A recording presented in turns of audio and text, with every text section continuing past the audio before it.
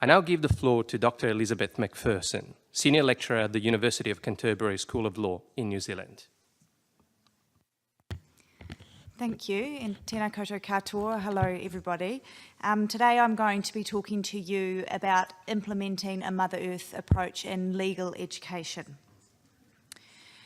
Every day there is more and more conflict about the Earth, and these conflicts impact her sustainable future, and they sever the connection between humans and their natural environment.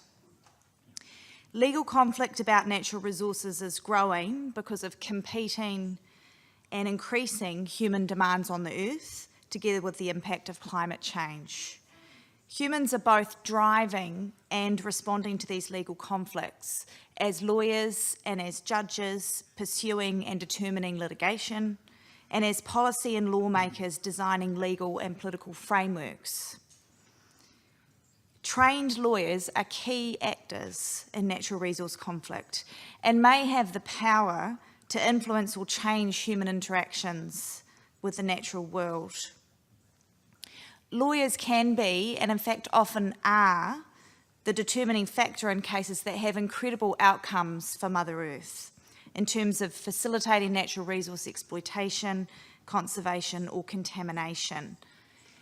Therefore, isn't it obvious for us to ask what ethics, values or principles are we teaching our students of law about human relationships with and obligations towards Mother Earth?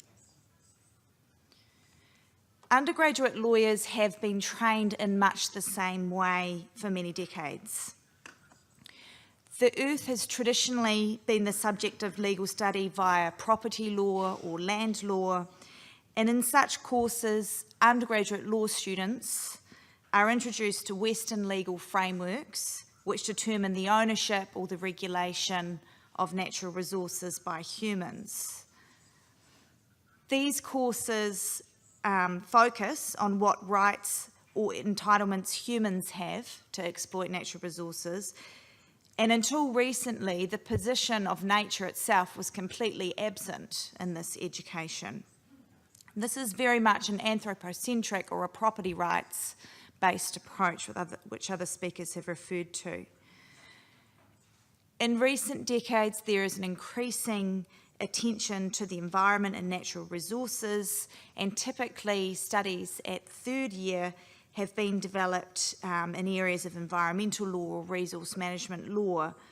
But these courses, by and large, follow the same sort of Western or property rights approach. Natural resources are treated as commodities. They are resources to be used by humans to the extent permitted by the law. And even in subjects like jurisprudence or legal ethics, in which law students are encouraged to reflect on their privilege and responsibilities as lawyers and the broader duties that they have to society and the public interest, there has still been little or no consideration of the rights and needs of the Earth. So what if we were in fact to turn that on its head, and what if we were to question the assumptions we are passing on to the next generation of lawyers about the values of the Earth and our obligations to her? What we know is that by the time students are reaching university, their views about the world, their values and their opinions are already largely set. And it's hard for us to question some of those fundamental values that have been reinforced in them since an early age. Other experts will be able to talk to this, but it is critical to invest in environmental education and education about the inherent value of Mother Earth from the earliest age. And I give an example on this slide of something positive being done in my backyard, which is the Nature Agents program, which is a program that connects primary school students to environmental management and monitoring programs for waterways, which allows primary school children to go out and be actively involved in monitoring, keeping data about the condition of local rivers. This is an example of a program which connects young people from a very young age with their local environment and encourages them to consider the needs of nature. When our future lawyers get to university, one thing we can do is train them to have a more holistic and nuanced understanding about the impact on and the needs of the earth in regulating natural resources, the environment, and climate change. This impacts on many areas of the legal curriculum. For example, when we are teaching our students about property law, instead of just teaching them how rights to use land and resources may be allocated for human exploitation, we should emphasise those parts of the legal system where humans are required to care for or steward land and resources. And we should ask them, how should the law, or how could the law be changed to better provide for the Earth's interests? When we teach students about legal ethics, we shouldn't just teach them about their duties to the court or their duties to their clients. We should ask them to reflect on their obligations to society and the public interest more broadly, which clearly includes their obligations to Mother Earth. And this is important because it's not just for the benefit of society now, it's also for the benefit of future generations. So, under this approach, our future lawyers need to appreciate how climate change will impact on all areas of natural resource development and environmental use, and necessarily on their work as lawyers. Third year or postgraduate study is too late. This approach needs to be scaffolded through our legal education from first year.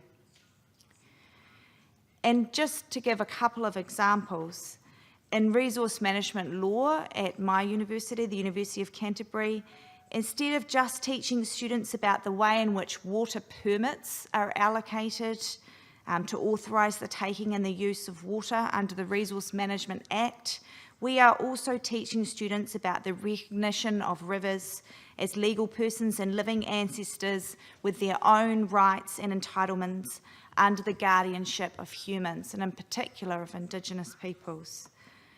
So the example here is Te Awa Tupua, the Whanganui River. So as well as explaining to students how this legislative provision, which recognises the river as a legal person, operates, we discuss the reasons for this approach. We ask students to consider how this is a departure from the previous anthropocentric models and whether they think it can make a difference in terms of community values and environmental outcomes.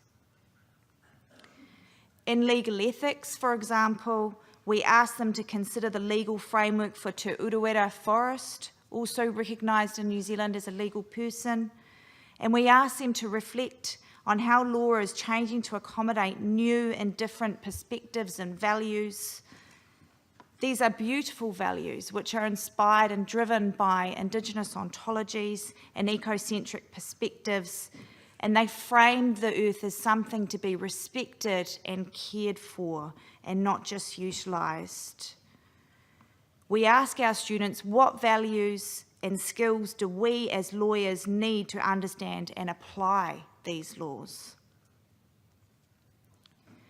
We are mindful of the global nature of the world as an earth community, and we pay attention to cases from all around the world. And so for this reason, we also teach our students about the Atrato case from Colombia, for example. And we ask students to identify and understand the common challenges and mechanisms used across cultural, linguistic, and geographic borders. Despite our differences, we are all united in our shared obligations towards the earth. And finally, we emphasise and celebrate the contribution of Indigenous knowledge and legal systems in the Mother Earth approach. In New Zealand, the Māori people have driven laws like the Whanganui River and the Urewera forest because of their deep connection with the earth and natural resources as living ancestors deserving of our care in accordance with Indigenous ethics, like the idea of kaitiakitanga or guardianship in Māori law. So in this Mother Earth approach, Indigenous perspectives and stories help us to reframe our understanding of and attitudes towards the natural world, and we have much to learn from Indigenous peoples. I thank you for the opportunity and the honour of addressing you today.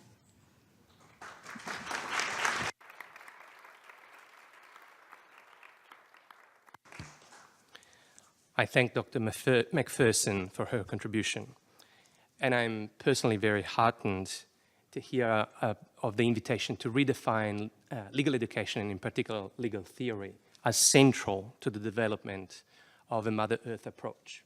But I am, of course, biased on this. So thank you, Dr. Macpherson.